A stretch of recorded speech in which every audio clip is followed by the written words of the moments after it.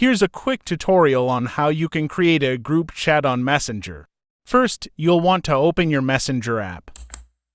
Once on the Messenger app, tap this icon on the upper right part of your screen. Upon tapping it, you'll see the Create a New Group Chat text. Tap it. Once you tapped it, you'll now select the people you want in your group chat. You can select on the suggested people or you can search it manually.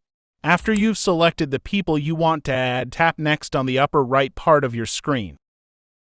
Upon moving to the next part, you'll now need to add a name for your group chat. Any name will do. Once done, tap Create on the upper right part of your screen. You now created a group chat on Messenger. I hope this tutorial was helpful and that you were able to create a group chat on your Messenger without any problems. If you have any questions or need further assistance, don't hesitate to ask.